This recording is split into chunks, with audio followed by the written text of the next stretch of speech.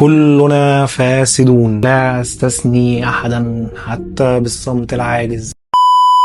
كوبايه شاي بقى كده يا فنان وتعالى معايا عشان عايز اتكلم معاك في موضوع مهم. واحد من اجمد المشاهد اللي عملها احمد زكي في فيلم ضد الحكومه كانت المرافعه دي من وجهه نظري، لان كل الناس تيجي بتتكلم على فساد، في ناس فاسده وفي ناس طيبين جدا، لكن احمد زكي بقى لما جه يتكلم هنا فبدا كلامه بكلنا فاسدون لا استثني احدا حتى بالصمت العاجز. حتى الساكت اللي ما بيتكلمش فهو كان شايفه فاسد برضه. وحتى لو قعدت تفكر في يومك امبارح كده بس هتلاقي فيه كذا موقف فساد عدى عليك، ده اذا ما كنتش انت اصلا يا فنان اللي عامل الفساد ده امبارح. والفساد صح بيبان من الطوابير، من اول طوابير المواصلات وانت راجع من شغلك تعبان كده، الحمد لله بصيت ما لقيتش قدامك غير 150 واحد بس، فقلت الحمد لله، رحت قاسم ال 150 على ال 14 اللي هو عدد كراسي الميكروباص، فعرفت انك بعون الله هتروح في الميكروباص العاشر، وتلاقي ان في بقى 150 واحد واقفين في ظهرك غير ال 150 اللي واقفين قدامك، فتلاقي رقم 300 ده بقى في الطابور مروح في ال 20. ولا مش ال 20 بتاعت معادي حلوان بتاعت فليكس، لا هو مروح في الميكروباص رقم 20 بجد. فطبيعي بقى لما تلاقي الراجل ده بدأ يتصورج ويهدم نظام الطابور وياخدها بالكتاف في الزق، فهو هنا اضطر يبقى فاسد،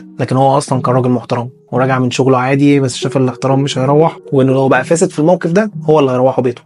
ده غير بقى طوابير البنك وانت بتصلي الفجريه كده تتكل على الله، تخرج مع عم محمود، الراجل ده بقى ربنا يقويه، رايح الزريبه كده يشد في جاموسه عشان يبدا يبيع ويسترزق. انت بقى فنان طلع الفجر من بيتكو عشان تلحق اول، تلاقي امن البنك مستنيك هناك وبيقول لك انت رقم 50، فانت تبص حواليك تلاقي ان مفيش في الشارع غيرك اصلا، انت في البنك وعم محمود في الزريبه، فازاي انا رقم 50؟ فتقف شويه وتلاقي انه بيميل عليك كده وبيقول لك بص يا اخويا انا عندي رقم 9 ده بتاع واحد حبيبي هو ممكن ما يجيش، فخده كده ونفعنا ب 20 جنيه، ولو لقى انك مش جاي منك تدفع ال 20 جنيه هتلاقيه بيعرض عليك رقم اخو مراته ده ال 30 اللي هو احتمال ما يجيش برضه، بس ده عامل 10 جنيه بس. وهنا طبعا هتشوف ان الراجل ده فاسد، والمفروض عم محمود يجي يحط قرص الجله بس من وجهه نظر تانية مختلفه، ان الراجل ده مرتبه محدود وشغال 12 ساعه قدام البنك، فلو ما طلعش مصلحه ال 100 جنيه دي اللي بيعملها كل يوم هو مش هيعرف يمشي بيته، فهو كان شايف ان الفساد بتاعه هنا مطلوب. زي برضه فكره انتقاد اللامحتوى الموجوده على لايفات التيك توك وفكره الجوالات، وتلاقي واحد جايب كيس شامبو سباركل ده بجنيه وربع وقاعد مفرقعه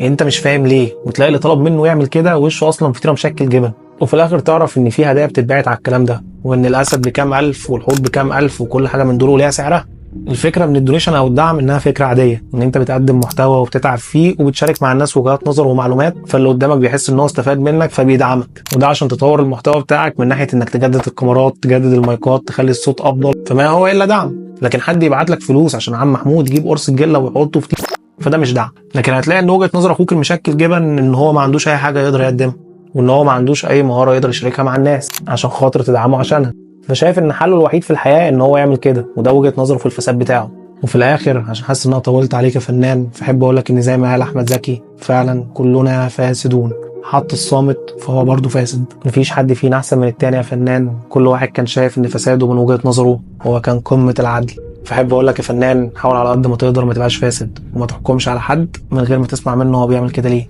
لعل فعلا يكون ما باليد حيله. يلا سلام.